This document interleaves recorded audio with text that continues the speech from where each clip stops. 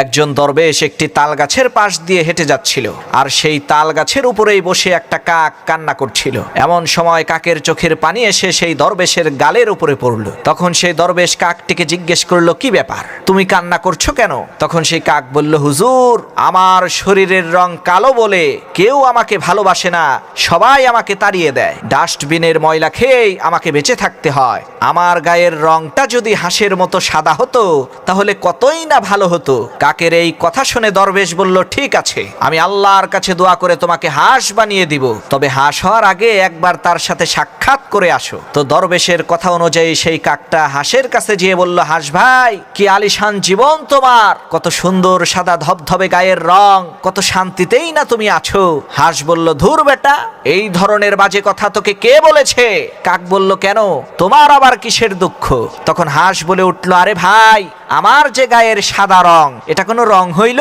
এটা তো মৃত ব্যক্তির কাফনের রং। সুন্দর রং তো টিয়া পাখির। আহা, কি সুন্দর তার ঠোঁট, কি তার গায়ের রং। জীবনে যদি সুযোগ পাইতাম তাহলে টিয়া পাখি হয়েই জন্ম নিতাম। হাঁসের মুখে টিয়া পাখির প্রশংসা শুনে কাক চলে গেল টিয়া পাখির কাছে, গিয়ে বলতে লাগলো, ভাই টিয়া, কি জবরদস্ত আলিশান জীবন তোমার, কত সুন্দর ঠোঁট, কত সুন্দর গায়ের রং, কতই না সুখে আছো তুমি। টিয়া পাখি বলল, ঘন্টা, এই সব বাজে কথা কে বলেছে তোকে? কাক বলল, কেন, তোমারও কি কোনো দুঃখ আছে নাকি? তখন টিয়া বলল, আরে ভাই, বলিস কি, আমার দুঃখ নাই মানে?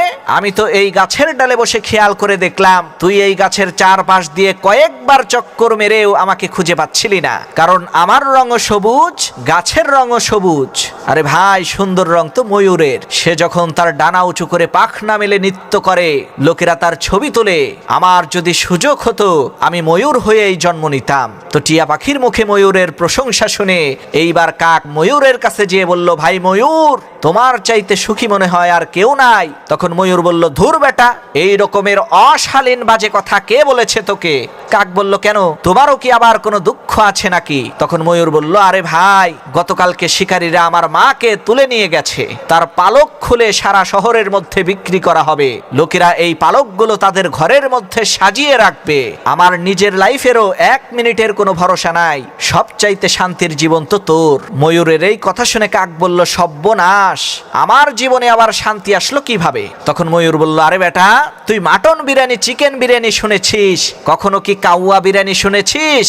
কাক বলল, না রে ভাই, তা তো শুনি নাই। তখন ময়ূর বলল, আরে ভাই, তোর জীবনের তো কোনো ঝুঁকি নাই, আর এদিকে আমার তো 1 মিনিটেরও কোনো ভরসা নাই, তাহলে বল, তোর চাইতে সুখী আর কে আছে? এজন্য প্রিয় ভাইয়েরা আমার, আপনি যেখানে আছেন, যেই অবস্থায় আছেন, ভালোই আছেন।